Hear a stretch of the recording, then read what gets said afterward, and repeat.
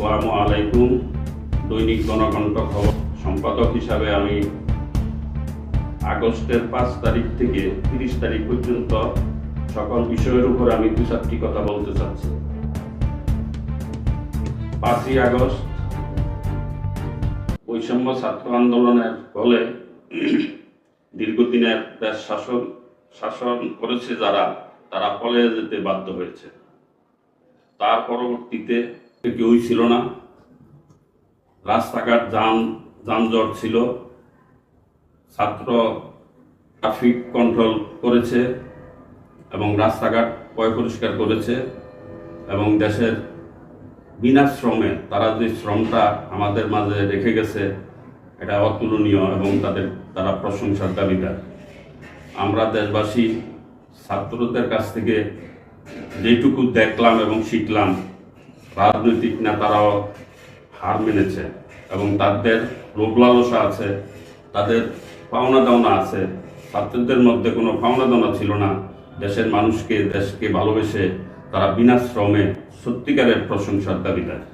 তার পরবর্তীতে আসছে বন্যা।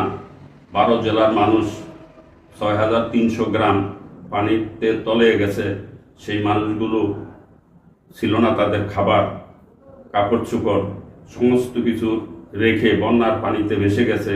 গরু, গবাদি পশু, হাঁস মুরগি, তাদের বাড়িতে অনেক ধান চাউল ছিল, খাবার দাবার ছিল, এগুলি কিচ্ছু তারা আনতে পারে নাই। বিভিন্ন জায়গায় আশ্রয় নিয়েছে, উঁচা জায়গা দেখে দেখে। সেই বন্যার্থ মানুষগুলোর পাশে ছাত্ররা নিঃস্বার্থভাবে খাবার নিয়ে হাজির হয়েছে এবং এদেরকে পানির থেকে উদ্ধার করে উঁচু জায়গায় আইনাস থাকার ব্যবস্থা করে দিয়েছে। এই যে কর্মটা তারা করেছে, সত্যি তাদের কাছে আমরা ঋণী থাকব এবং আমরা তাদেরকে অনুসরণ করে আগামীতে যারা আমরা দেশ চালাবো তারা যেন তাদেরকে শ্রদ্ধার সঙ্গে স্মরণ রেখে আগামী দিন আমরা যেন এই দেশটাকে সুন্দর এবং ভালোভাবে চালিয়ে নিতে পারি। যতক্ষণ মুক্ত, অত্যাচার মুক্ত, শোষণ মুক্ত এবং প্রত্যেক দপ্তরে যে জাতীয় দুর্নীতি চলছে সেই দুর্নীতির থেকে দেশ এবং জাতিকে উদ্ধার করে একটি গণতান্ত্রিক ব্যবস্থা করবে, সেই গণতান্ত্রিক ব্যবস্থায়ও যেন আমরা ভালো লোকজনদেরকে নির্বাচিত করে দেশ শাসন করার সুযোগ দিয়ে দিই। এইটুকু কর্ম আমরা করার জন্য দেশবাসীর কাছে আহ্বান জানাচ্ছি।